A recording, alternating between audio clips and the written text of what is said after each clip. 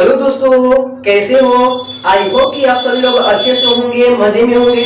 तो चलिए दोस्तों, पुनः आप लोगों को स्वागत है सोनी क्लासेस में। और आज की क्लास में हम पढ़ेंगे वर्ग 12 क्लास के केमिस्ट्री का दूसरा चैप्टर अर्थात रसायन शास्त्र का दूसरा पार्ट लेकर आए हैं, जिसका नाम है विलयन। देखिए दोस्तों, पार्ट 1 वीडियो में हमने विलयन बता रखा है, मिश्रण बता रखा है, विलयन का क्या प्रकार होता है, विलय क्या होता है, विलायक क्या होता है। अगर आपने वह वीडियो नहीं देखा है तो आप हमारे YouTube चैनल पर जाकर वह वीडियो देख सकते हैं।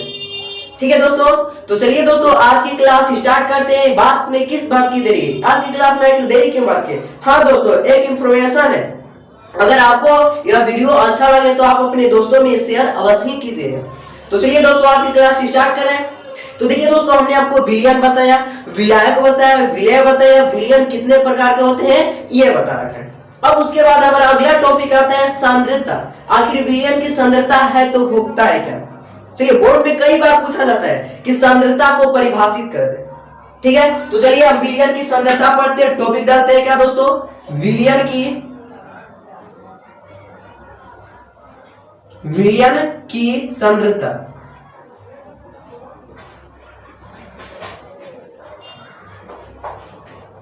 देखिए दोस्तों, विलयन हमने आपको बता दिया है कि दो या दो से अधिक पदार्थों को किसी निश्चित अनुपात में मिलाने से जो पदार्थ बनता है उसे हम क्या कहते हैं? विलयन कहते हैं। हमने आपको विलयन बताया है कि कितने प्रकार के होते हैं। विलयन जो होते हैं दो प्रकार के होते हैं, एक संतृप्त विलयन, एक असंतृप्त विलयन। संतृप्त विलयन क्या होता है? वह विलयन जिसमें घुल की अधिकतम मात्रा घुली है उसे संतृप्त विलयन कहते हैं। और असंतृप्त विलयन क्या होता है? वह विलयन जिसमें घुल की अधिकतम मात्रा नहीं घुली है उसी को बोलते हैं हम असंतृप्त विलयन। विलय क्या होता है? वह पदार्थ जो विलयन में कम मात्रा में उपस्थित होता है उसे विलय कहते हैं। विलायक क्या है? तो वह पदार्थ जो विलयन में अधिक मात्रा में उपस्थित होता है उसे विलायक कहते हैं। हमने आपको यह सब पहल का वीडियो में बता रखा है। अब हम समझेंगे कि सांद्रता, विलयन की सांद्रता आखिर है क्या? सांद्रता मतलब होता है उसमें कितना जल वाष्प उपस्थित है। सांद्रता के क्या अर्थ होता है दोस्तों? सांद्रता के जो अर्थ होता है यहाँ पर हो जाता है ठंडा। ठंडा आखिर विलयन है तो वह कितना ठंडा रहना चाहिए, बात है कि नहीं? वही होता है कि विलयन की सांद्रता। तो हम बोलते हैं कि विलयन में उपस्थित जल वाष्प की कुल मात्रा को हम सांद्रता कहते हैं। क्या है दोस्तों? विलयन में उपस्थित कुल जल वाष्प की मात्रा को हम क्या कहते हैं? विलयन की सांद्रता कहते हैं। मान लीजिए हमारे पास विलयन है नमक और पानी का। नमक अर्थात NaCl प्लस जल H2O हमारे पास एक विलयन है और इसमें हमारे पास कितना जल है? ये H2O। वही होता है हमारा क्या? विलयन की सांद्रता। और कितना हमारे पास NaCl अर्थात सोडियम क्लोराइड जिसको हम बोलते हैं नमक, खाने वाला नमक। इसको क्या बोला जाता है? H2O जल। अब देखिए दोस्तों, हमको क्या समझना है? तो विलयन की सांद्रता। तो विलयन में उपस्थित ये हमारा क्या है? विलयन है। और विलयन में उपस्थित जल वाष्प की कुल मात्रा। फिर से समझिए, हमारे पास विलयन है, किस चीज का विलयन है? NaCl और H2O। NaCl होता है सोडियम क्लोराइड और H2O होता है हमारा जल। ठीक है दोस्तों, इसको हटा लेते हैं, डिस्टर्ब करते हैं। देखिए क्या होता है? NaCl होता है हमारा नमक, खाने वाला नमक, और ये जो H2O होता है हमारा जल होता है। NaCl और जिसको हम बोलते हैं खाने वाला नमक, खाने वाला नमक और जल का हमारे पास क्या है? एक विलयन है, एक विलयन है। दिक्कत है। अब हमको बनाना है क्या? विलयन की सांद्रता। तो हम क्या करेंगे कि विलयन में उपस्थित कुल जल वाष्प की मात्रा, मतलब हम जब विलयन को गर्म करेंगे तो उसमें से कितना वाष्प निकलेगा, वही होता है हमारा विलयन की सांद्रता। अर्थात किसी विलयन में उपस्थित जल वाष्प की कुल मात्रा को ही विलयन की सांद्रता कहते हैं। दिक्कत है? चलिए लिखते हैं। किसी विलयन में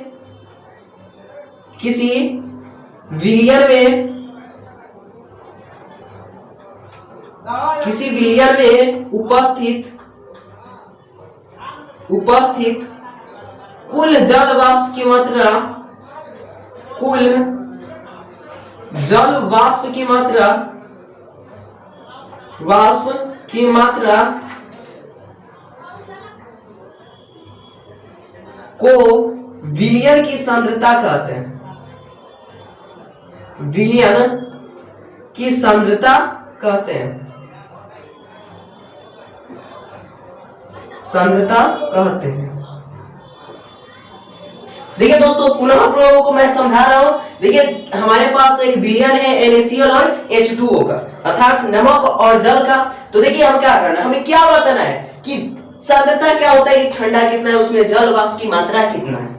ठीक है, तो हम कहेंगे कि किसी विलयन में उपस्थित, किसी भी विलयन ले लीजिए, नमक का विलयन, नमक और जल का विलयन ले लीजिए, और क्या होता है चीनी और नमक, चीनी नमक और जल तीनों का विलयन ले लीजिए, और उसमें पूछा जाएगा कि सांद्रता का क्या मतलब है, तो आप क्या कहिएगा, तो किसी विलयन में उपस्थित कुल जल वाष्प की मात्रा, उसमें जितना सारा जल वाष्प रहेगा उसी को बोलते हैं विलयन की सांद्रता। दिक्कत है, फिर से बता रहे, विलयन की सांद्रता क्या होता है, तो किसी विलयन में उपस्थित जल वाष्प की कुल मात्रा विलयन की सांद्रता कहलाती है। दिक्कत है। अब उसके बाद आता है कि सांद्रता के पद क्या है, सांद्रता के पद क्या है, विलयन की सांद्रता के पद क्या है, ये तो क्या है विलयन की सांद्रता हुआ। अब उसके बाद आता है विलयन की सांद्रता के पद, उसका कौन सा पद होता है, आइए विलयन की सांद्रता का पद, विलयन की सांद्रता, सांद्रता का पद। ठीक है दोस्तों, देखिए विलयन की सांद्रता के पद। अब आपने विलयन की सांद्रता समझ लिया कि किसी विलयन में उपस्थित जल वाष्प की कुल मात्रा विलयन की सांद्रता कहलाती है। अब देखिए विलयन की सांद्रता का पद, हमने आपको एक बात बताया था जब पहल का वीडियो हमने आपको दिया था। तो देखिए इसमें क्या होता है, विलय, विलय और विलाय। तो देखिए विलय क्या होता है, विलय जो विलयन में सबसे कम मात्रा में उपस्थित रहता है उसे हम क्या कहते हैं, विलय कहते हैं। विलयन में जो कम मात्रा में उपस्थित रहता है उसे क्या कहते हैं, विलय कहते हैं। तो देखिए हमारे पास जो यहाँ पर H2 है, सबसे अधिक मात्रा में हमने जल लिया है, और कम मात्रा में क्या लिया है हमने, NaCl लिया है, मतलब सोडियम क्लोराइड खाने वाला नमक लिए। तो देखिए यहाँ पर विलय हमारा क्या हो जाएगा, NaCl, और हमारा विलायक क्या हो जाएगा, विलायक, विलायक, विलायक हमारा क्या हो जाएगा, H2 हो जाएगा। विलायक क्या होता है, तो किसी विलयन में उपस्थित, किसी विलयन में उपस्थित सबसे अधिक मात्रा जिसका होता है उसी को बोलते हैं विलायक, या विलयन में जिसकी कुल मात्रा हमें क्या होता है, सबसे ज्यादा होता है उसे बोलते हैं विलायक। दिक्कत है।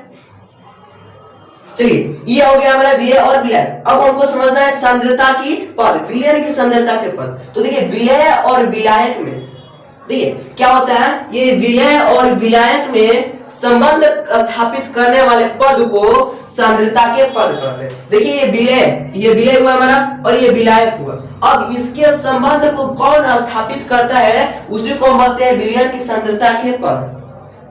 पद क्या होता है कि दोनों को मिला देना। पद जानते हैं, आप नौकरी में जाइएगा तो कोई आपको बड़ा पद मिल जाएगा, किसी को छोटा पद मिल जाएगा, तो वही होता है पद। आप पद के मुताबिक काम कीजिएगा। तो विलायक क्या होता है, इसको सबसे ज्यादा बड़ा पद मिल जाता है, क्यों, क्योंकि यह अधिक मात्रा में उपस्थित होता है। और जो विलय होता है इसको छोटा पद मिलता है, क्यों, क्योंकि यह कम मात्रा में उपस्थित रहता है। अब देखिए विलय और विलायक के मात्रा में, विलय और विलायक के मात्रा में संबंध स्थापित करने वाले पद को ही विलयन की सांद्रता का पद कहा जाता है। फिर से समझिए, ये हमारा विलय हुआ, ये हमारा विलायक हुआ। अब देखिए विलयन में कितना हमारे पास विलय है, तो मान सकते हैं 1 ग्राम हमारे पास क्या है, 1 ग्राम, 1 ग्राम हमारे पास क्या है, NaCl, अर्थात इसको हम क्या बोलेंगे, विलय बोलेंगे, NaCl। और हमारे पास विलायक क्या है, तो विलायक हमारे पास H2 है, हम इसको मान लेते हैं 2 ग्राम। ठीक है, क्या हमारे पास है, H2O। अब देखिए इसकी कुल मात्रा और इसकी कुल मात्रा में जो संबंध स्थापित करता है उसी को बोलते हैं हम सांद्रता की पद। फिर से बता रहे हैं, देखिए विलय और विलायक के मात्रा में संबंध स्थापित करने वाले पद को विलयन की सांद्रता का पद कहते हैं। दिक्कत है, चलिए लिख रहे हैं इसको, विलय और विलायक के मात्रा में संबंध स्थापित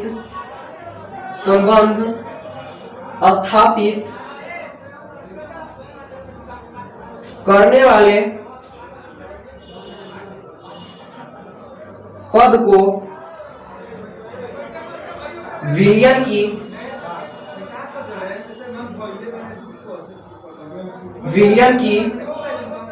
सांद्रता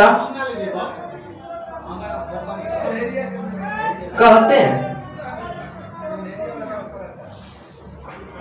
देखिए विलयन की सांद्रता के पद तो विलय और विलायक की कुल मात्रा में संबंध स्थापित करने वाले पद को क्या कहते हैं? सांद्रता के पद कहते हैं। दिक्कत है आपको? अब देखिए इसके बाद आता है मेरे दोस्तों द्रव्यमान प्रतिशत। द्रव्यमान प्रतिशत क्या है? ये आता है हमारा। तो चलिए दोस्तों अगर आप स्क्रीनशॉट लेना चाहते हैं तो स्क्रीनशॉट ले सकते हैं, क्योंकि मैं इसको साफ करने वाला हूं। चलिए स्क्रीनशॉट ले लीजिए। चलिए दोस्तों आशा है कि आपने क्या किया होगा, स्क्रीनशॉट ले लिया होगा। चलिए अब इसको हम क्या करें, मिटाते हैं।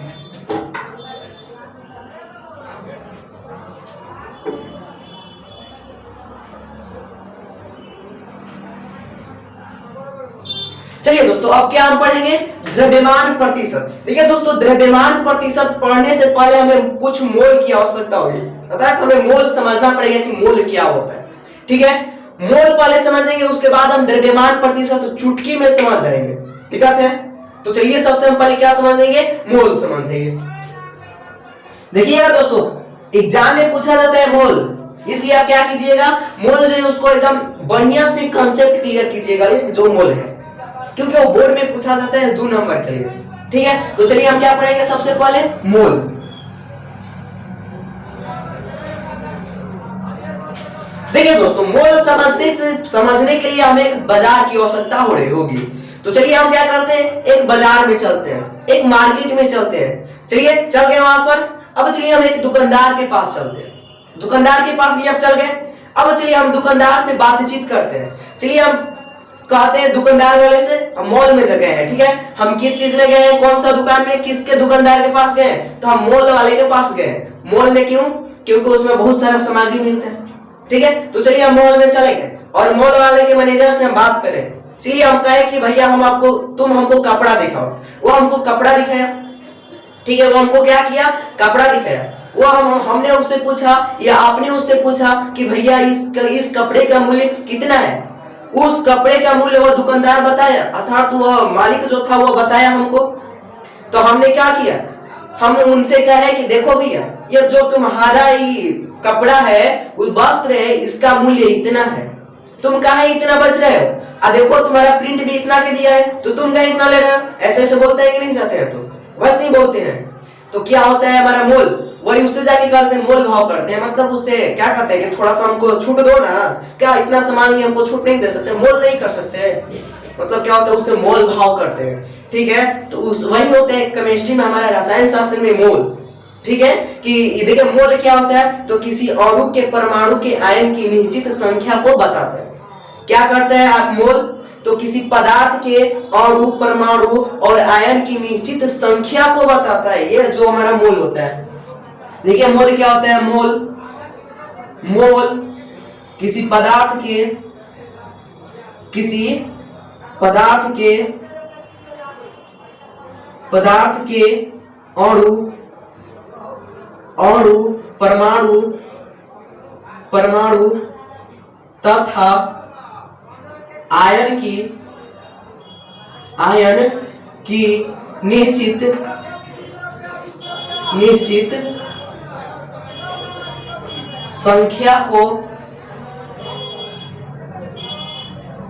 संख्या को बताता है। देखिए दोस्तों मोल क्या होता है, तो मोल किसी पदार्थ के अणु, परमाणु तथा आयन की निश्चित संख्या को क्या करता है, बताता है। उसी को हम क्या कहते हैं, मोल कहते हैं। अब देखिए यहां से एक बहुत ही वेरी इंपॉर्टेंट क्वेश्चन आता है कि जो बोर्ड में पूछा जाता है, वो होता है मोल अंश। मोल अंश किसे कहते हैं, मोल अंश को परिभाषित करें। कई बार पूछा गया है, कई बार पूछ दिया गया है, इसलिए आप क्या कीजिएगा, मोल अंश बढ़िया से समझिए। तो चलिए दोस्तों टॉपिक डालते हैं, क्या, मोल अंश।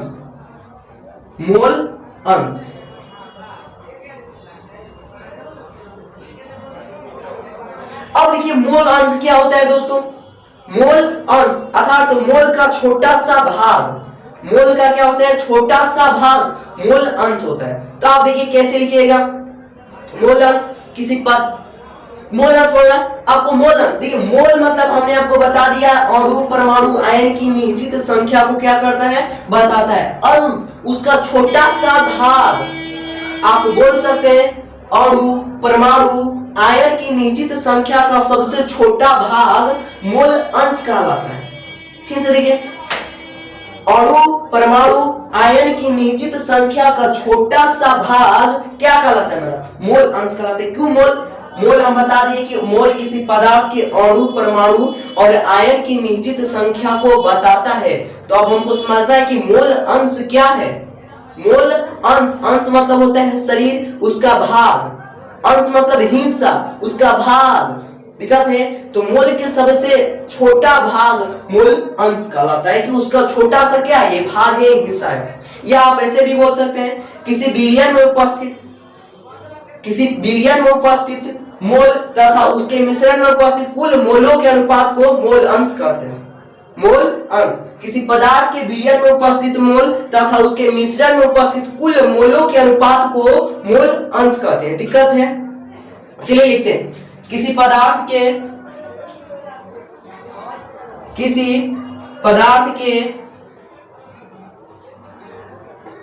मोल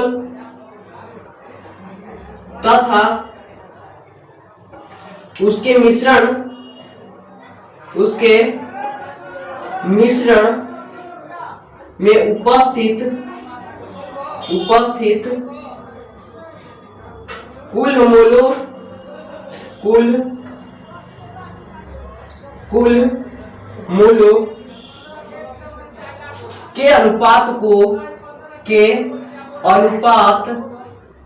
मोलों के अनुपात को मोल अंश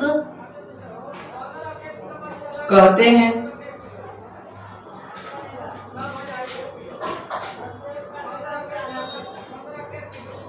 देखिए दोस्तों, मोल अंश क्या होता है, एक तो किसी पदार्थ के बिलियन, आप ऐसे भी बोल सकते हैं किसी पदार्थ के मोल तथा उसके मिश्रण के आयतन में उपस्थित, यहाँ पर देखिए उसके मिश्रण के आयतन, यहाँ पर छूट गया है, के आयतन में उपस्थित कुल मोलों के अनुपात को मोल अंश कहते हैं। नहीं कहा जाता कि तुम्हारा छोटा सा अंश कौन सा है, मतलब हम, अरे ऐसे बोला जाता है जब आप जाते हैं किसी बाजार में मार्केट में और दुकानदार के पास, तो कहते हैं कि इसका छोटा सा अंश है, मतलब इसका छोटा सा भाग है, तो हमको दे दीजिए। तो मोल अंश क्या है, तो मोल किसी अणु परमाणु तथा आयन की निश्चित संख्या को बताता है, तो हमको उसका अंश बताना है। तो मोल के सबसे छोटे भाग को क्या कहते हैं, मोल का अंश कहते हैं। आप ऐसे भी समझ सकते हैं या आप ऐसे भी समझ सकते हैं, किसी पदार्थ के मोल तथा उसके मिश्रण के आयतन में उपस्थित कुल मोलों के अनुपात को मोल अंश कहते हैं। दिक्कत है। अब देखिए यहाँ से दोस्तों वेरी इंपॉर्टेंट क्वेश्चन आता है कि योग क्या होता है। तो देखिए अब आपसे पूछा जाएगा कि द्रव्यमान प्रतिशत क्या है। हमारा अगला टॉपिक है द्रव्यमान प्रतिशत। हमारा क्या है अगला टॉपिक, द्रव्यमान प्रतिशत।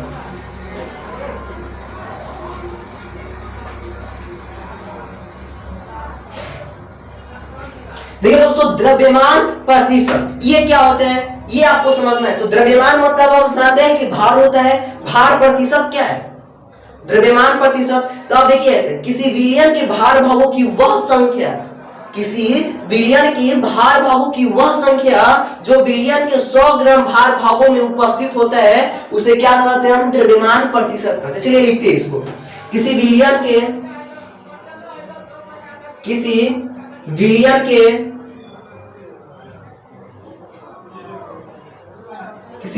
के 100 ग्राम, ऐसे ही किसी विलयन के भार भागों की वह संख्या, भार भागों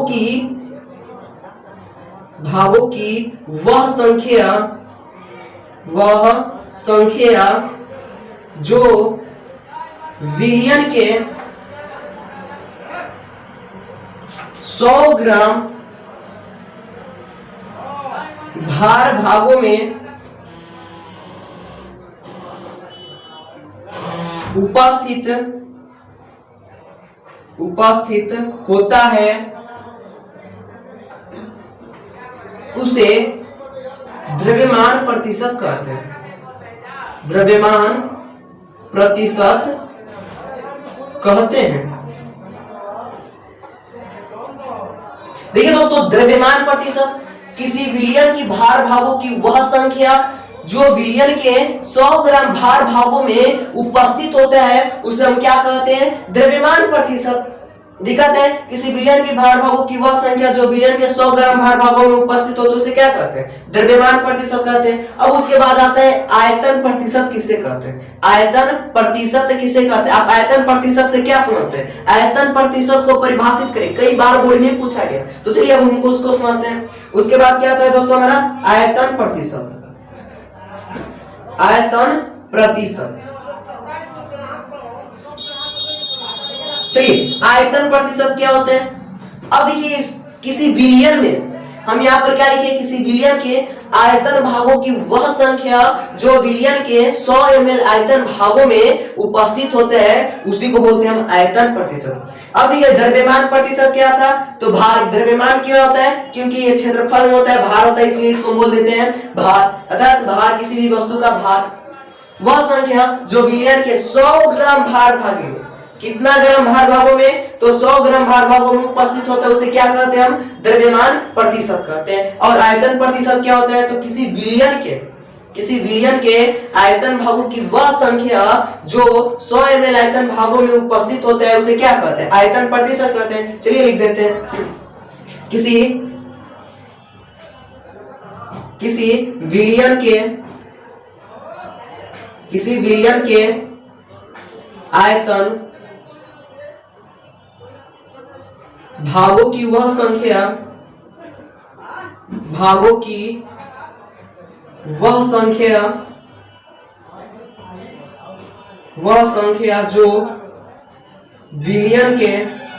के 100 ml